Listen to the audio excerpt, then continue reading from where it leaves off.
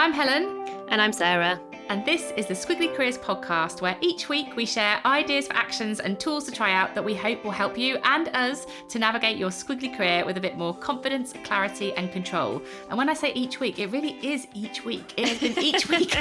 Don't we know it? It's been a hard week, and it's really early on in the week that we're filming this. And we've been doing this for over 4 years, over 300 episodes. So it really is each week, everybody. If you're listening to this for the first time, whoa, you've got some hours to catch up on.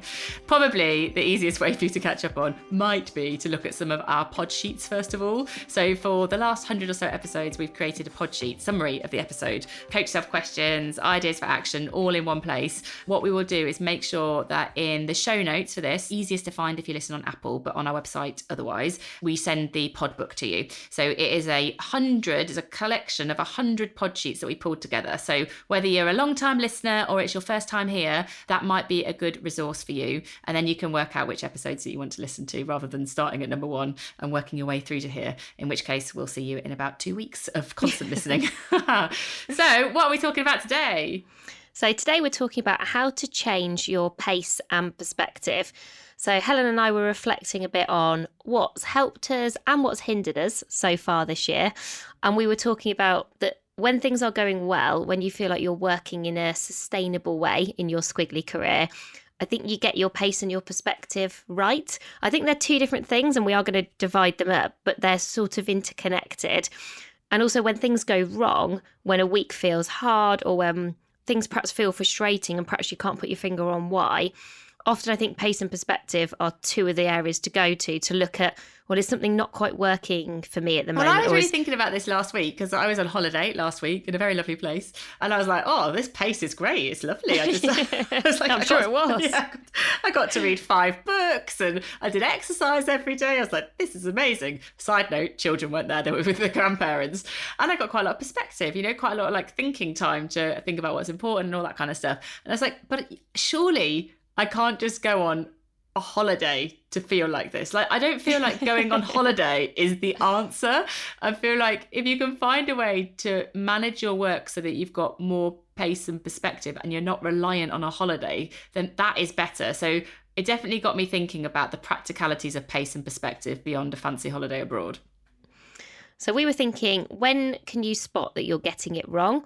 And one of the things that I've noticed, and when I was thinking about the times where I definitely have got this wrong, is when there is no change in pace or perspective from week to week. So you feel like you've got a lot of sameness.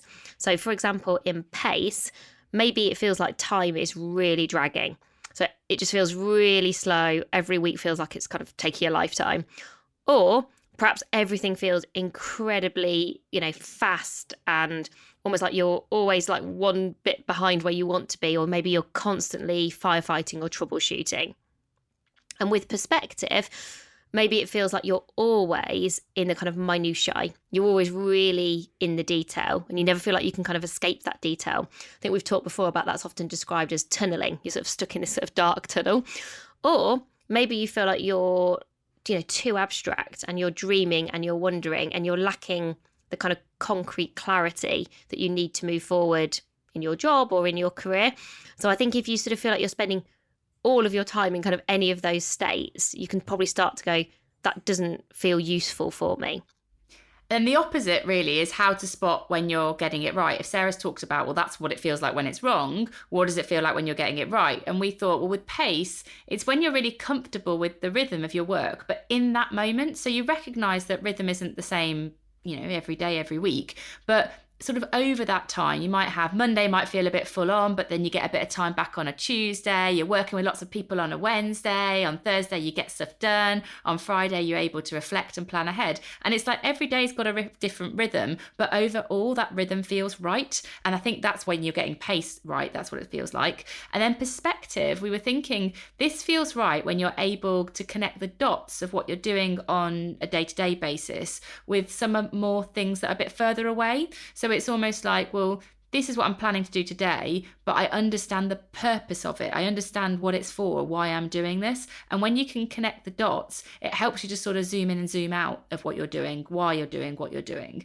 And so that's what it feels like when you're getting it right. So with that in mind, it's sort of useful for you to reflect on how you're feeling about your pace and your perspective at the moment. So for example, on your pace, does it feel like it is too slow or too fast, or maybe it feels just right? And then in terms of your perspective, do you feel like you're diving deep into the detail, or maybe you're working far out into the future? Or do you feel like you're somewhere in the middle, you're getting that balance of perspective right? So Sarah, how are you sort of feeling about those things right now? I am feeling like it's too fast, and I feel like I am too in the detail. How are you feeling? I love a little therapy sessions. I feel that, this week, and back off holiday, I'm actually feeling like my pace is okay. I've got half a day off on Friday. I can feel I'm sort of doing learning. I can feel like, there's days of busyness, but then I've got some quite, pace feels all right. Perspective, too much in the detail. I feel like I feel like I've got that kind of, whether it's true or not, but so much to do that I've got to do it today. And I think that today orientation is getting in the way of my kind of sort of future consideration. So yeah, that's probably where I am. Yeah, and I wonder whether we actually had a conversation about this before we started the podcast. I think the inclination is to perhaps think, everybody is finding it too fast and everybody is kind of too in the detail. But we've really challenged ourselves to think about that, because I think I've done jobs definitely where I have been too zoomed out, and that has felt quite demotivating.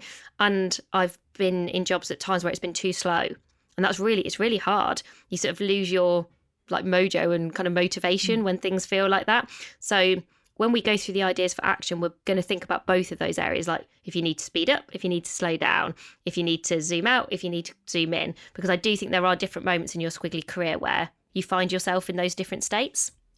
So what we're going to do now is we're going to take perspective, and then we're going to take pace, and we're going to go through a few different ideas for action so that you can manage it. Whatever it is you're needing right now, you've got some things that you can go and do about it. So we'll start with perspective. And there's a nice quote from Stephen Hawking to kick us off, which is that I believe everyone should have a broad picture of how the universe operates and our place in it. It is a basic human desire, and it also puts our worries in perspective. And I think it's such a good example of that zoom out thing, particularly when you're in the detail every day. Just seeing the world that is bigger than what you're working on can be quite helpful. And I was doing some really interesting reading about psychology and anxiety, and they have this phrase called perspective levers that I'd not come across before. And they were describing that there's two main perspective levers, which I think are helpful in the context of careers. So the first perspective lever is time. So how can you separate yourself, and we'll talk about what that means in a bit more detail, by doing a bit of mental time travel, which is something we have talked about before on this podcast, like how kind of looking into the past and fast forward into the future can actually be really helpful for perspective. So we'll kind of talk a bit about that. And then second perspective lever is thinking. So if you are somebody who is very much down in the detail, what does it look like to become more abstract? If you're someone who is more abstract, how do you become more concrete? And Helen and I were talking about our different natural perspectives. And I'm definitely somebody who, if you saw loads of trees, I would see the forest. I'm a Y person, so I'll see the big picture and I naturally sort of see everything. And we were saying what Helen would do is she would sort of see the tree that matters, that one tree that matters right now. And then she'd probably start asking some questions about, how was this forest created? Who planted this forest? How do I create my forest? I feel like I'd be scanning the forest. I'd be like, what trees here? Which ones are the oldest ones? Which I'd be questioning every tree. And I'd be like, the forest is so beautiful. Yes. Stop focusing on the roots, Helen.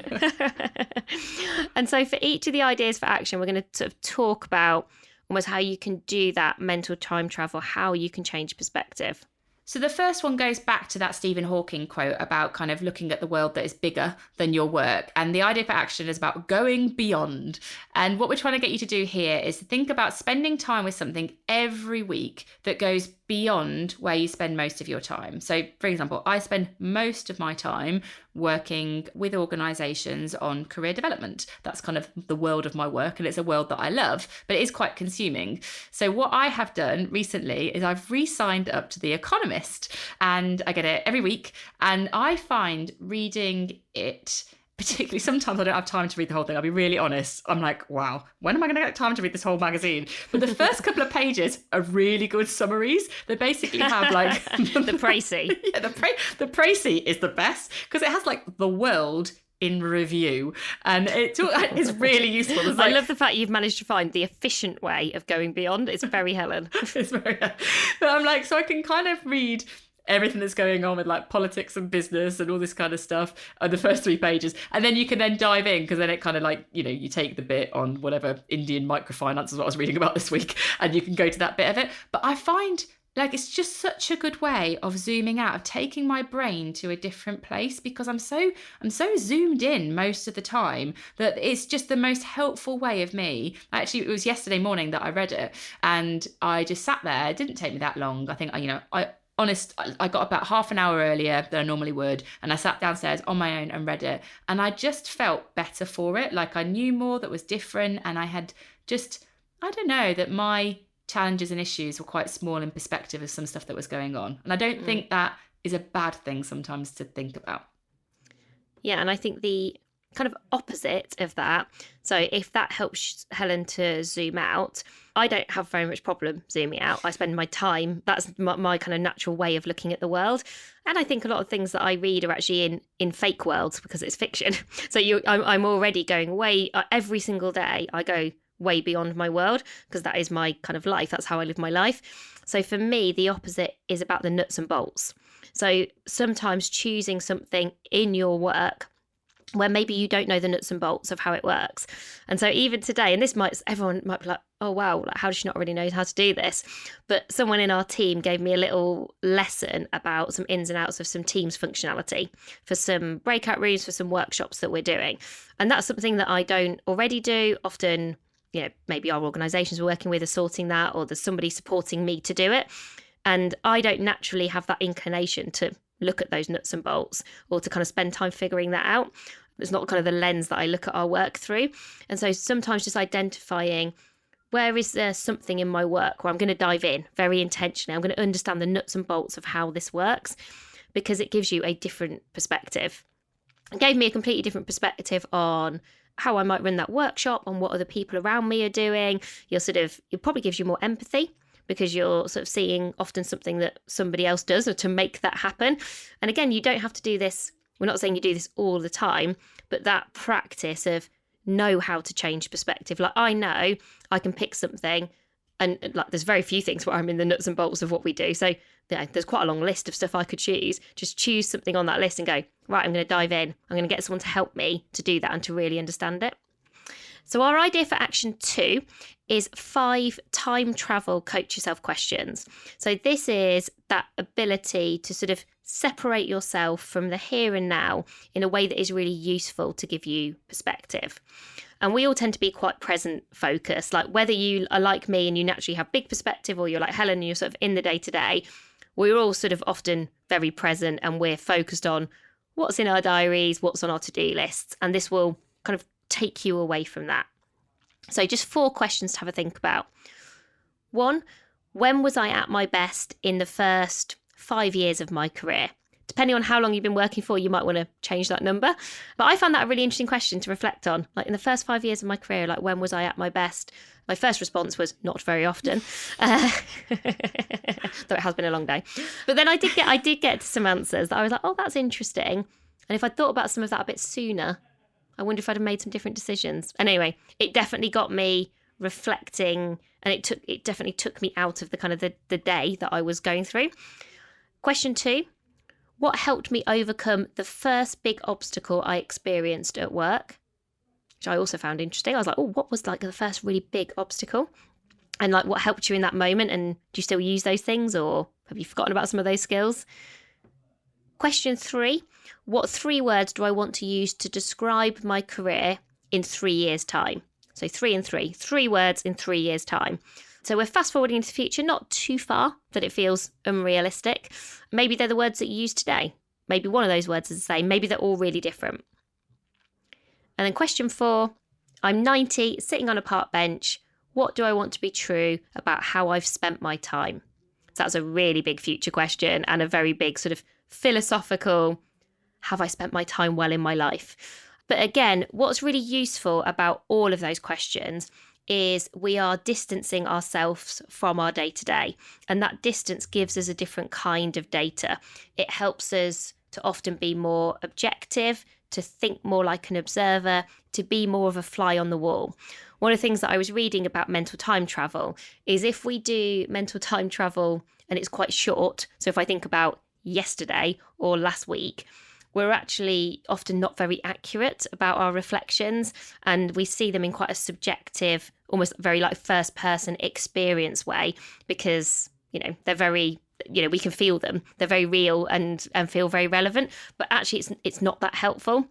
So just like practicing, maybe you ask one of those every week on a Friday, because Fridays somehow just feel a bit more reflexive, and, start your day. Do a little mind map, pick one of those questions, do a mind map for 5 minutes on a Friday. And I guarantee that would change your perspective of probably the week that you've had.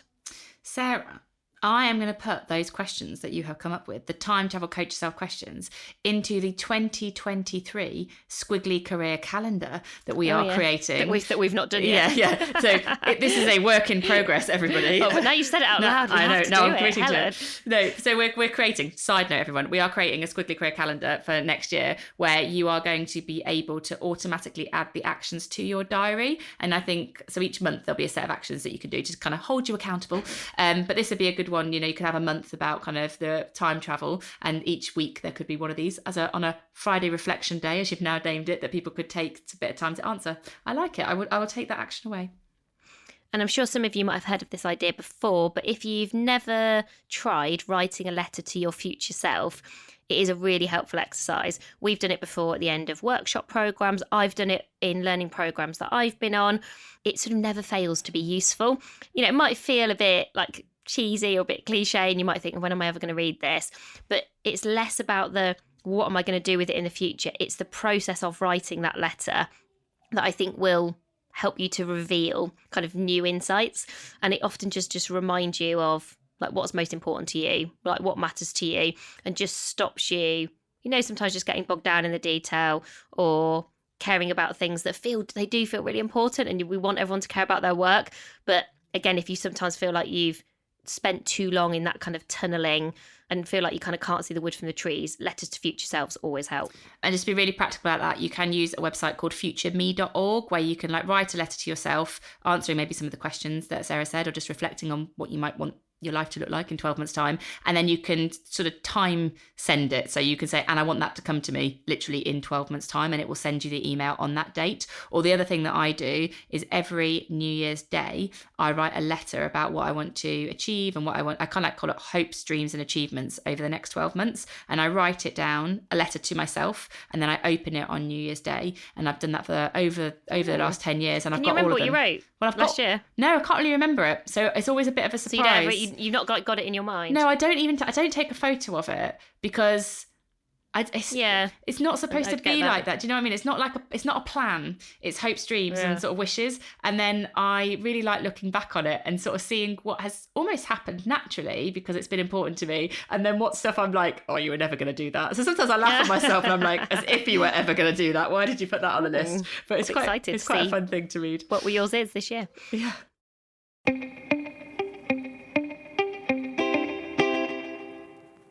And then our final idea for action on perspective before we move on to pace is how to move modes from your natural kind of level of perspective. So if you are like me, if you're more of a why person and you kind of zoom out, how to move from why to how. And if you're more like Helen, who's very practical, very much about kind of the how can she move more to the why? And so the best way to do this, and we've actually done this today twice in kind of two different ways, is take a day. So really specifically, take a day that you've just had, and you are going to reflect on that day, but in a way that probably doesn't feel natural to you. So for me, my job would be to describe the detail of my day. So the ins and outs of exactly what happened, when it happened, like what I did. Like that doesn't sound like something I would ever do. And it doesn't sound very motivating to me. It's kind of not my natural style, but it helps you to move from being more of a abstract thinker to being very concrete, very specific. And if you're Helen, Helen would look back on her day and she'd be painting a picture of her day in really broad strokes, probably more about kind of feelings and outcomes and achievements. I wouldn't learn about like what she had spent her time doing that day. So just to bring that to life, if I was sort of even doing a very small bit of like the start of my day, it would sound like, okay, I got up at 6:45, I had a shower and I used my little boy Max's shower gel. I got myself a coffee, got him some bran flakes. He was also allowed to have one of his Halloween sweets from yesterday. At breakfast? After breakfast. He had to eat his breakfast first, and he was allowed to have one Halloween sweet. Don't you judge my parenting. Don't you judge my parenting on this podcast. Oh my God, imagine if we did a parenting podcast, how awful it would be. It would be horrendous. And then I would go on to say, and my first meeting was at 9:00 and it was with this person. And so it's sort of like really like the devil is in the detail. You're not talking about what you achieved in that meeting or how you felt about that meeting. You are literally just like describing the detail of your day.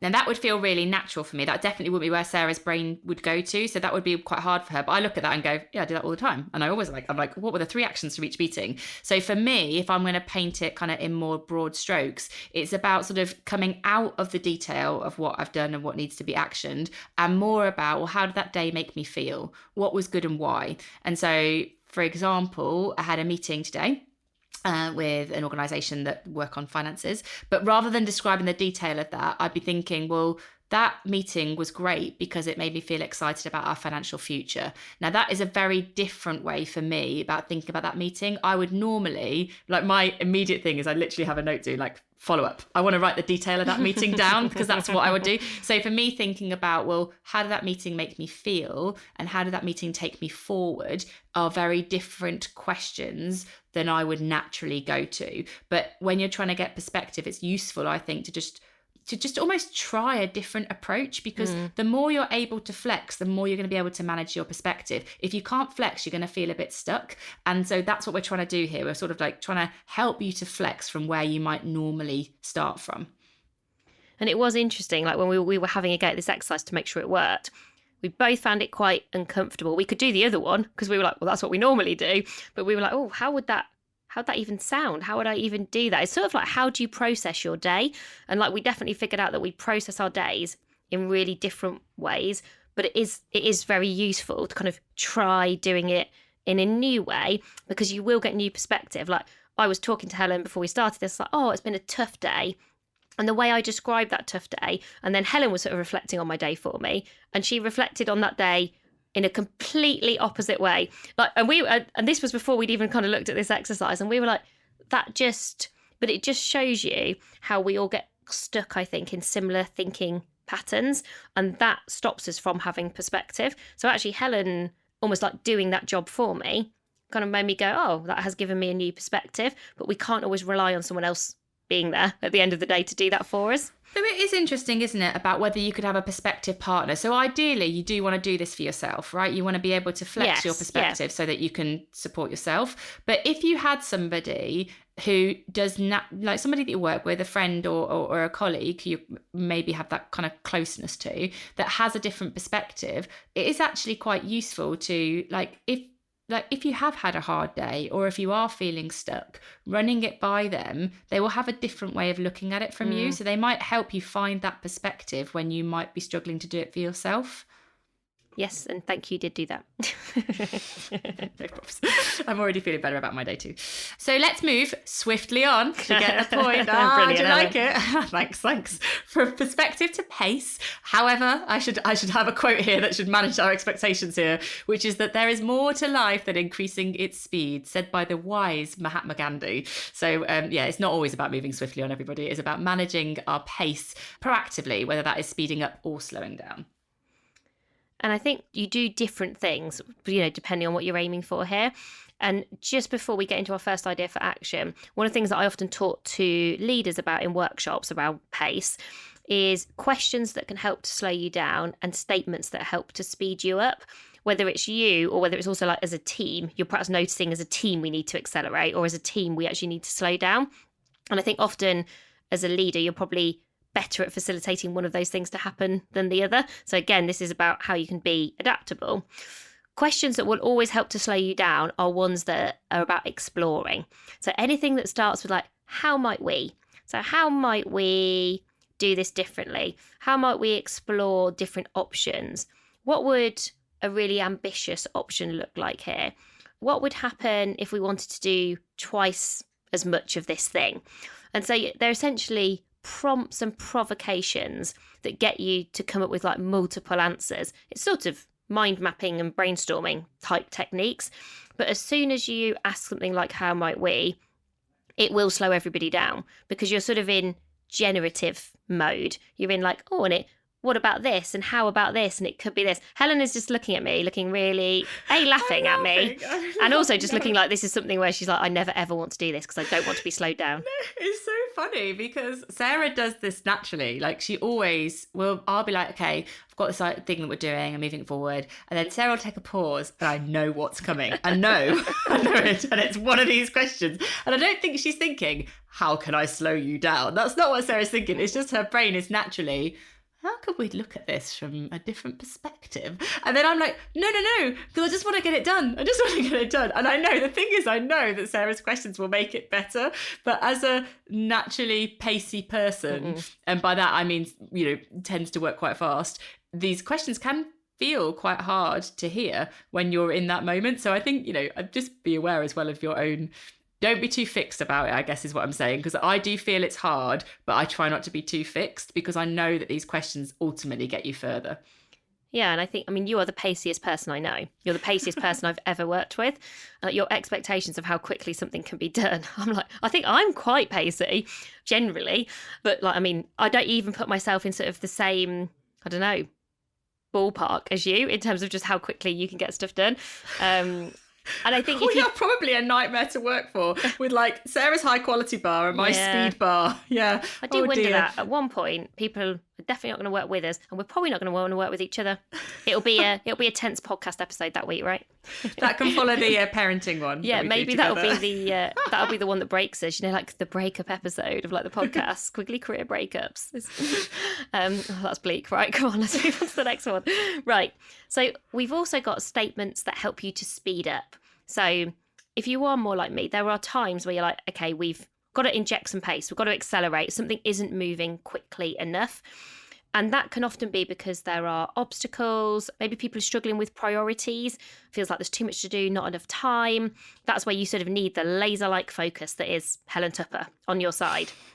And so what Helen is so good at is going, right, okay, well, if this is important, we can do this if we. So we can if is a really helpful statement. You don't want to be asking a question here because questions, you're like, oh, open questions generate possibilities. Statements sort of prompt actions. So, I might say, I'm really struggling to write this article, Helen.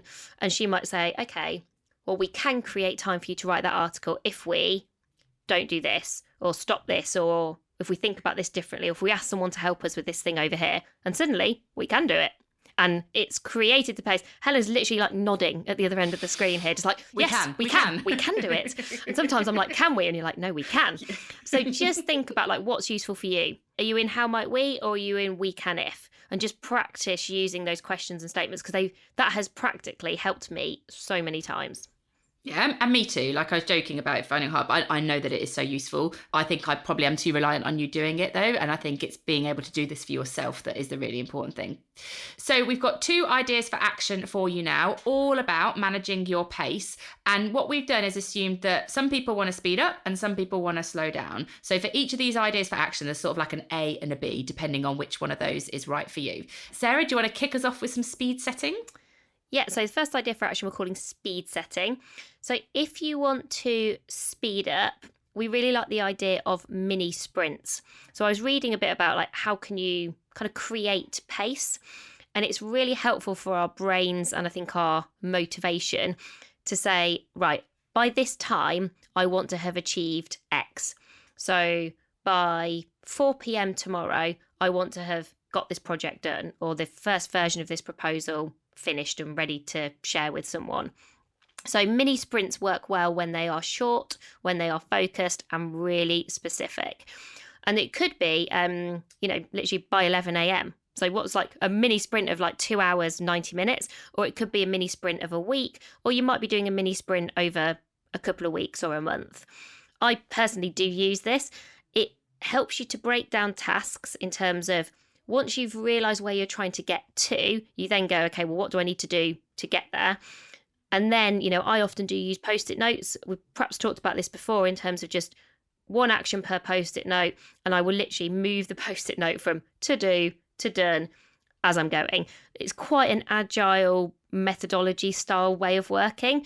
But I think these sort of mini sprints, like they get you started. I think that's often what I find hard when I'm sort of naturally a bit slower, or when I'm maybe less about being slow. I think it's when I feel like I'm stalling. It's because I don't know how to get started. It's always the getting started bit. Once I'm underway, I'm okay. And I think what happens, why I find this useful is if I go, okay, well, by 10 a.m. tomorrow, I'm going to have got back to this person in our team on what I think on that document. Suddenly I'm like, right, okay, I need to do that by 10 a.m. Okay, well, to do that, I've got to read it. Fine. Then probably give myself a bit of time to think about what I think about it. Then I've got to write that feedback. Right, I'll do that, I'll do this. And I mentally can get there. I've worked out then how to get started and then the sequence of what happens after I get started. But it's the starting bit that's always the hardest for me. I think mini sprints are useful for me, not because of getting started. I don't ever have a problem with getting started. Yeah, obviously. But it's almost because it's the energy of getting it finished. Because the sprints aren't, if it was a really long project, I'd really struggle with it. But something about the sprints, I'm like, I can achieve that this week. And then it's probably more about that makes work for me. Well, you like your quick wins along the way. I do. It's one of my values, everybody, in terms of achievements. So the second part of this was speed setting. So Sarah talked about kind of how you can speed up. The second part of it is how you can slow down. And it's really about kind of finding a slow flow. And I think part of the problem sometimes is we go straight into speed. Like we go straight into our emails, we go straight into our meetings. And before you know it, it's almost like someone or something else is in control of your time at the pace that you're working at. But if you start your day with something slow, it can often help you to feel more in control of what follows. So, it might be reading first thing in the morning. Like I think reading feels like quite a slow task. Like you kind of have to absorb those words. It's not this pacey, productive thing. Reading is quite personal. If I did that, I would do nothing else. Well, you just get stuck in your book. Yeah, obviously. I'm not going to do anything else. If I just start reading, I'm like, well, this is just what I want to do. I actually read recently Daisy Buchanan's new book, which is called Burn Before Reading. And she does this. So she reads at the start of every day with a coffee in bed. And she was like, I know people will get angry with me if you're parents or you couldn't do this. And she's a writer and she was like, I can make this happen. But she does it for exactly that reason. But I think, for me, I would then struggle with the motivation to then do anything else. Well, that's why you need a mini sprint. Yes, you're a mini sprint. I need the mini sprint way more than I do the reading. Yeah, I'm on the slow flow. So maybe this is why you get up so early, because you're like, it's the only way to slow myself down. Well, I get up early because no one else can interrupt me. The thing I want to do. So I'm like, slow flow. I can read. You can maybe it's meditation for you. This is a really random find your slow flow thing that I've found useful in the past. Making tea and coffee slowly. So what I mean about this is like rather than like going to like instant coffee, cafetiere takes a while, or teapot, loose tea. I know this is weird, but it's like there's like mindful moments. I feel like because you could just stick a bag in it and go, but if you kind of brew tea longer, I don't know, I've got like little glass jars at home with like loose tea in, and there's something about that it takes a little bit of time that it feels like it just slows me down in like the middle of a day. Mainly works when I'm working from home, to be honest, because I don't go around with like loose tea and a cafetiere in my bag, but at home it's quite useful. Yeah. So idea for action 2, if you need to slow down, is all about challenging deadlines. So very often at work, we can feel the pressure of pace because a lot of the deadlines that we feel like we're working towards all feel important and all feel urgent. So Sarah's like, oh, it'd be good if we could write this article. And I'm like, yeah, sure, I'll get it done this week. And Sarah's like thinking in the next month, but I've maybe assumed that it needs to be done this week. Or Sarah's said maybe like, it'd be good if we could get this done this week. And I've heard it'll be good if we could, as it needs to be done by. And so we often assume or interpret deadlines as more immediate than they often are. And you can potentially slow down your work by challenging some of those deadlines. So instead of assuming, you could ask, when does this need to be done by? And needs a really important word, because it's not just like, when would it be nice? It's when would it actually need to be done by? And the more that you could ask that, if somebody says, oh, it needs to be done on Friday, you could even go, okay, why does this need to be done on Friday? If we did it next week, what would the impact be? And some of those questions around challenging deadlines might help you to move some of them back, stops you assuming when they need to be done by, and it can help you take more control over the pace that you're working in, particularly if it's feeling overwhelmingly fast at the moment. It's sort of that point, isn't it, as well, that you can end up working to someone else's urgent and someone else's to-do list versus actually what's most important in your role and based on your objectives and your outcomes. And I think it's just getting used to challenging deadlines in a way that feels okay for you, because I appreciate this is hard to do, particularly I think for people in positions of power where you just sort of feel like you have to be like, yes, I will do this, versus I think just feeling like you can have an adult to adult conversation where you say, well, my priority for this week is X.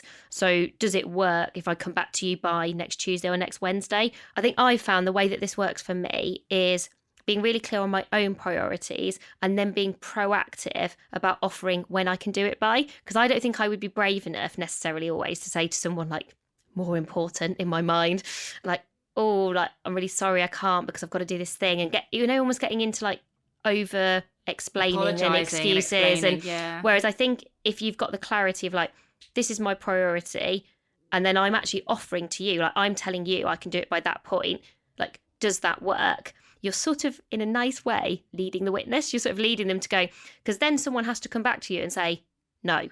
And if they do, I'm like, okay, fair enough. I can reprioritize. If you're confident enough to come back and say no, then fine.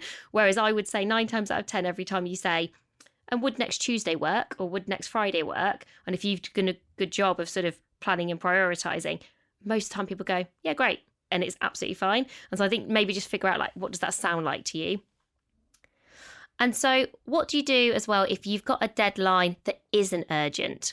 So, sometimes you'll be working on long-term projects and it can feel really hard to get the urgency to speed up, to get the pace you need to make progress. That's when we can procrastinate, and then we beat ourselves up because then you're right at that moment and you're like, but I've had all this time and I've wasted it.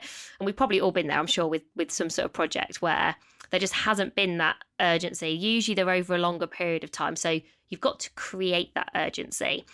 The thing that we have both used that has really helped us here when we've been working on long-term things is having a deadline dashboard. I think you've got to create something visual that shows your deadlines, that means you almost have the wins along the way and you can sort of see those like really visually. So for example, when we were writing You Coach you have pretty long deadlines with books, really. You also have a lot to do, which is why you need the long deadlines. But we literally went very old school. We had a white kind of flip chart, a kind of whiteboard. I wrote down all the chapters. We colour coded everything like red, amber, green. We could see where we were going. And you sort of, if we'd have just gone, oh, well, our deadline is in 6 months' time to have written a first draft of this book, that's where you don't write anything for 3 months, 4 months, 5 months, and then go, I've literally got to spend a month killing myself writing this. And so in some ways, like Helen and I were saying before the podcast, like you're kind of having to create a bit of fakeness. You're almost having to bring things forward and kind of create these sort of deadlines to give yourself that sense of urgency. And I do think if you can, first of all, definitely anything you can do to visualize, brilliant. And anything you can do to share them with someone else, I think does make your life easier. Because if you can share work in progress deadlines, and especially if that means giving something to someone. So one of the other things that actually really helped us when we were doing our book was there was someone I was giving chapters to, and I was sort of committing to him, oh, you'll get this chapter on Monday. And that was sort of irrelevant. It was like, he wasn't sitting there on a Monday being like, where is it? Where is it? But for me, I was like, oh, I've created that deadline. So by Monday, we need to have that ready to send, because that's the deadline. And so I think you're just tricking yourself into sort of creating the pace that you need to make progress, and you'll definitely do better work that way. The final thing we were both saying has been helpful for us on creating urgency is just be clear about the payoff. So if you finish that project 2 weeks earlier, Like, what does that mean for you? Does that mean holiday? Does that mean getting to finish work a bit earlier? Does that mean doing something to do with your development that you've been waiting to do? Does that mean you can go and do that course or that learning that you'd be really motivated by? I do think having a payoff for having your deadline dashboard, just that reward mechanism when we need the carrots along the way to just be like, oh, but if I can get that done, it means I've got something to look forward to. And so it's a practical thing, but we were saying we both found that helpful in the past. So we've covered quite a lot today on pace and perspective, because sometimes they almost feel quite separate issues, but we do think they are connected. We do think it's how a lot of people might benefit from managing their work. But what we'll do to simplify it is put it all in the pod sheet. So the ideas for action, some of the questions that we've asked, they'll all go into that document. You can download that from the show notes. You can also get it from our website. And it might be a good way to talk about this with other people, because you can take those things and answer some of those questions together after today. So thank you so much for listening, and we'll be back with you again soon. Bye for now. Bye everyone.